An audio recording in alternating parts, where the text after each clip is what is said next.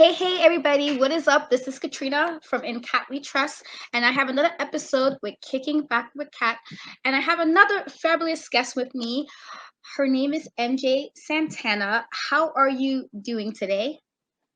I'm doing great. How are you doing? I'm good. So I'm always curious when I speak to people, but what was it for you that your aha moment for you when you was like wrestling was something you really wanted to kind of dive into to kind of make this part of something you did as a career? So I wrestled in high school, so I've always kind of been into wrestling. And I remember my boyfriend Shimbashi, he started wrestling, and I went to one of his shows, and I was like irrationally angry for some reason, and I didn't know why. And I was just like taking it out on him, and I was like so mad at him. And he was just like, dude, what's wrong with you? And then I would realize, like, oh, I'm just jealous. Like, I just want to be in the ring also. So that was kind of like my aha moment, like, oh, I should probably just join wrestling, you know? Yeah, okay, that makes sense. How is it? Because I know wrestling, I guess for how it is now with just like an entertainment aspect to it, but I know like college wrestling and high school wrestling is very different. So what are like some of the differences, I guess, from when you were wrestling before to wrestling now, where it's more of you have to also kind of entertain as well as wrestle? Yeah, so I did folk style wrestling, which is the basic like high school wrestling, and it's completely different. First of all, there's weight classes, so you're Uh-huh. only wrestling people your size. And then it's also just like a different move sets. There's way more rules. You can't punch or kick or do any of that stuff. Um, and then you have to wear, like, a specific thing. There's no, like, fun outfits or anything. It's just, like, the boring, like, less yassified version of wrestling, in my opinion. Okay. So where did you I guess your training? How did you decide where you wanted to train and how was that training for you as far as you incorporating what you learned into your career? Yeah, so I train with Shimbashi at Lions Pride Sports in College Station. We were trained by Houston Carson, and I just graduated, like, a few weeks ago, so I'm, like, a fresh graduate. Oh, And nice. then yeah. So, learning, how to, like, do pro wrestling was kind of like it was easy and hard in the sense that I had a lot of mat skills already from folk style wrestling. So I didn't have to learn too much, like, mat skills, like, in terms of, like, locking up and, like, submission moves, like, stuff like that, I could kinda pick up really easily, but it was all of the, like, power moves and, like, punching, kicking, fighting, like, all of that stuff that I had a little bit of a learning curve for. Okay. That sounds pretty cool. Is how I guess wrestlers usually kind of turn themselves up a bit when they're entertaining for the audience, but how much of yourself would you say is part of your gimmick when you're because I know wrestling, you have to wrestle, you have to train. Those are skills, but then there's again the entertainment aspect to entertain people who don't wrestle per se. And so, how much of yourself did you put into your gimmick as far as how you want to do it, and what was if it's something a little different? What was the idea behind that gimmick when you started doing this professionally? Yeah, so, like, so I'm the alpha female MJ Santana, right? Tried to take, like, all of my best qualities and turn them up to 11, and that's kinda how I, like, do it, like, portray my character, and my gimmick, but, I really just tried to take, like, my life and the story that I've been living and trying to, put that in a format that's easily digestible. And I kind of just noticed that like I work well under pressure. I am the top of my class. I'm the president of my sorority. So I just kind of took that, all of those aspects and put them into one thing. And that just became the alpha female. Okay. I have been seeing some of your matches. which I really enjoy. And so I'm going to talk about one of your feuds that I have noticed Mhm. between Mia Friday. So Yep. I like I like that feud. I was very fortunate to interview her. I think the beginning of the year, and so I loved her insight. But now I'm now talking it from the opposite perspective, as you being one of her rivals. And so, what are some parts of that feud that you really appreciate? What have you learned from the feud, and what can we see without telling too much, but what else can we see coming up from that feud between you and Mia?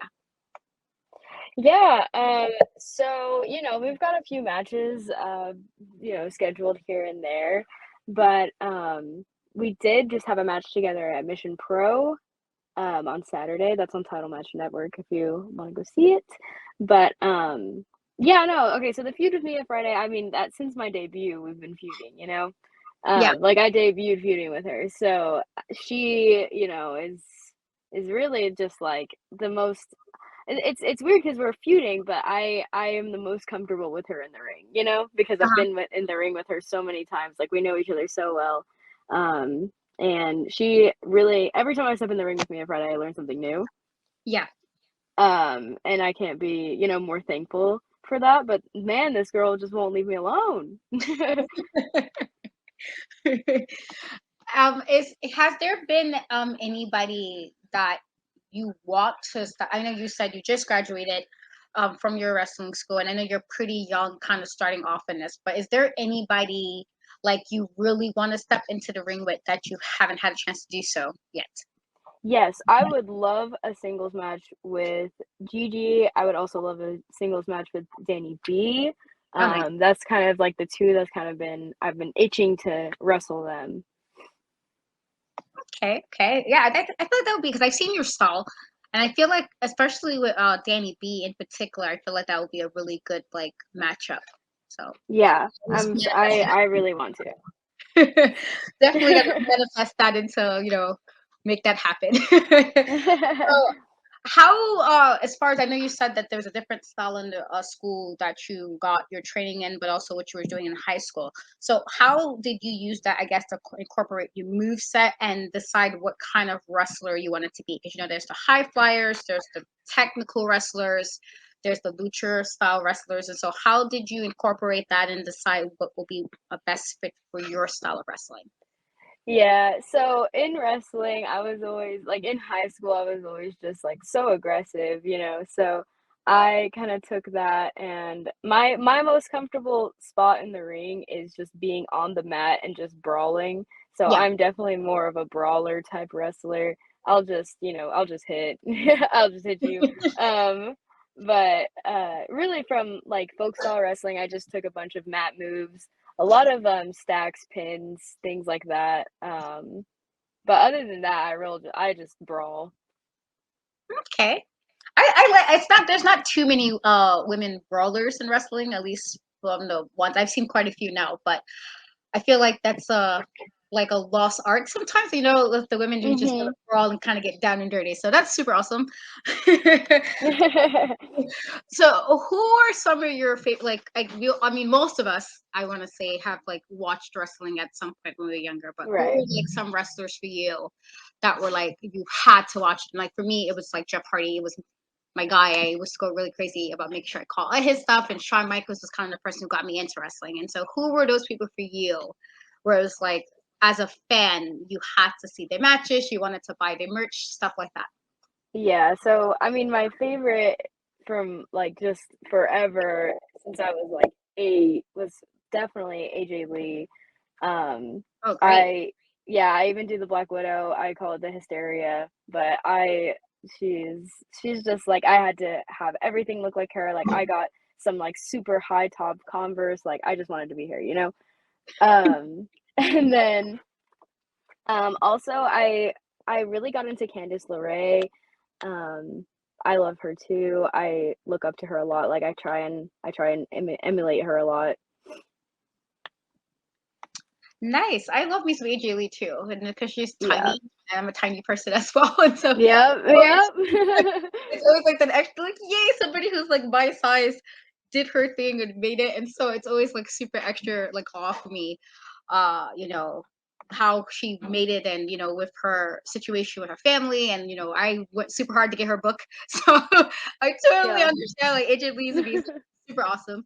um how so we've seen wrestling, I guess, change, I guess, let's say from like mid 90s or so, but like even early 2000s, we can say, like, we've seen wrestling has changed and things have gotten better. So what are your thoughts on like the current state of wrestling when it comes to the amount of promotions we have, women's wrestling in general, and where do you think wrestling will go in like 5 years?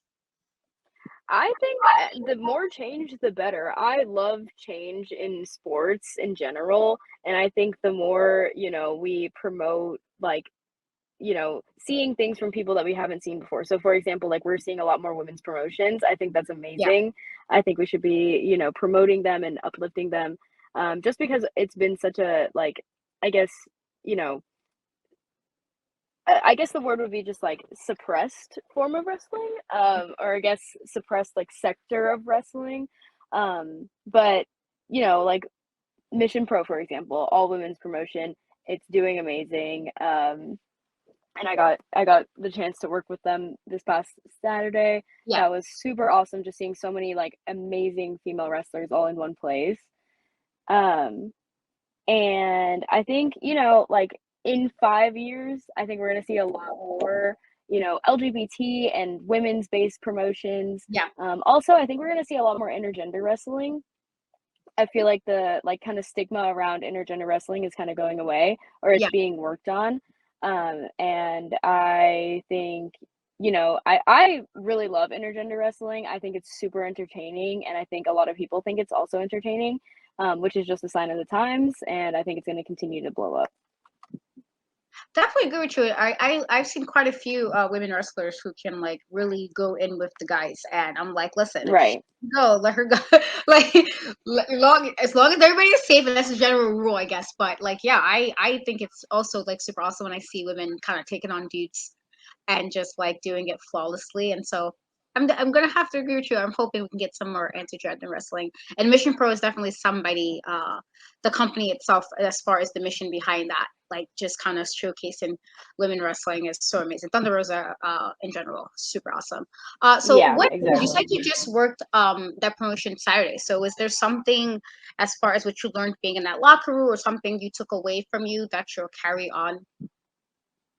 Oh yeah, I got a chance to work with Queen Aminata, and she just taught me so much. I learned so much from her Yeah. just listening to her talk about it. I think everyone that I really talked to at Mission Pro, just I just learned so much, and I am so thankful for that experience. Okay, okay. Sounds cool. So, what's the hardest part for you about being a wrestler, and what's the easiest?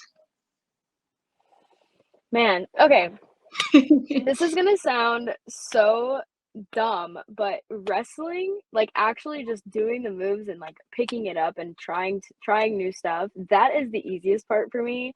I Mhm. have always been a physical person, and I am so like ready to learn as much as I can in terms of like the physical aspect of wrestling. But for me, like it's really just gear. Like, gear is the hardest part for me right now. Like, I'm literally about to go to the fabric store to, like, try and make some more gear, but that is what is the bane of my existence. Okay, okay. Yeah, I mean, I've heard stories about gear, like sometimes the gear makers and stuff. I mean, I wouldn't know, I guess, in that respect, because I don't have to wear gear, but I've heard some stories. Definitely Yeah, I mean, heard some stories.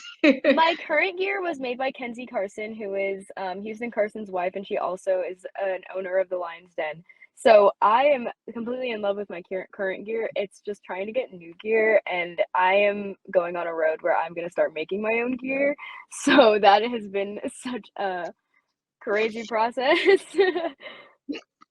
Well, I'm sure with whatever you come up with, it'd be nice. I think Bianca Belair makes her gear as well, and she always come up with some really snazzy outfits. So I Yeah. feel like you got this. I feel like it's gonna be it's gonna all be good for you with that. So is there, like, I guess, what is, wrestlers have to travel, but what's the best part about being on the road as far as going to different places, going to different promotions to wrestle? The best part is when you're booked with your friends and you get to drive together and it's not as boring, and you just get to have, like, a little road trip. It's like a road trip every weekend. Cool, cool. And I mean, you said you Gress. I'm assuming you're not too old or off high school, but how was I guess that with wrestling and training, and then going to was you doing that during while you was actually going to school? Yeah, so, well, I started training when I was 20? Yeah, I was 20. So I'm 21 now. I'm still in college. So Okay, I'm in my senior year of college and I'm studying biomedical engineering, which is nice. a very demanding major. So I it's a little tough doing wrestling and trying to finish college, but I'm getting through it. Listen, I as someone who multitasks 2 degrees, totally understand that. But that's a super awesome major. How I guess how was you got interested in wanting to do that? I've always been, like, STEM oriented, like, ever since I was a little girl, Mhm. and, my mom is also a chemical engineer, so I kind of took after her, and I went into engineering. Nice. That's such an awesome major. That's super awesome. So we're gonna do a really quick speed round of questions. Okay, I'm gonna ask you a question. You give me the first thing that comes to mind, and then we go from there. See how many we can get through. okay. Alright, Okay. let's go. Last TV show you binged watched. Never Have I Ever on Netflix. Nice, love that show. Last song you had on repeat. On repeat, Happier Than Ever by Billie Eilish. Okay, okay. Would you consider yourself a morning bird or a night owl? Morning Bird. Okay. If you could have any superpower, what would it be and why? Mind manipulation, because if you can manipulate people, then you can have all of the powers. Okay, makes sense. Makes sense. I like that. Your favorite go-to snack, no matter what. Sunflower seeds. Oh, nice. What's your favorite Yeah. ones? There's different versions. Which your favorite flavor? Oh, just the original. I don't like all of the flavors, I think. I don't know, I feel like that's too much. I feel like salt is just good enough. Makes sense. Makes sense. If you was stuck on an island and can only bring 3 things, which 3 things would you bring and why? My phone, because I'm on my phone all the time. My cat, because if I'm suffering, he has to suffer too. And and probably I guess I'll be practical on this one and say, like 39 jugs of water or something. Like, I guess one thing would be 1 jug of water. There we go. Okay. Yes, so you can Yep. have the practical, but also have the Yep. entertainment aspect, but then the practical aspect. All makes sense. Your favorite movie of all time? Mulan, for sure. Oh, nice. Good movie. So your go-to gym workout song, but also your go-to summer song when it's like the song it's summer and you're like, oh, this is like this to let me know summer's here. So what is your favorite summer song and what is your go-to workout song? So my go-to workout song is "Dopamine" by Dwilly. It's a really, like, short hyper pop song, but it's just so, like, I don't know, gets me pumped up. Mhm. It's, like, such a dumb song, but, and then my song of the summer, I guess, would have to be man, what is my song of the summer? I think "King for a Day" by Pierce the Veil. Okay, okay. If you can talk to anybody, dead or alive, sorry, You're fine. New York traffic. If you could talk to anybody, dead or alive, who would it be or and why? I think if I were to go, like, the celebrity route, I'd probably wanna talk to Whitney Houston just because I feel like I'd have a lot to talk to her about, and then, if I were to go, like, just anyone, no restrictions, nothing, I would talk to my brother because he passed away a few years ago. Oh, I'm sorry. My condolences. Thanks, I appreciate that. for um for anybody who's like just starting out, and I know you're really new in this, but it's always good to get different aspects and opinions on this. So if somebody asked you what could they do if they wanted to break into wrestling, what advice would you give them?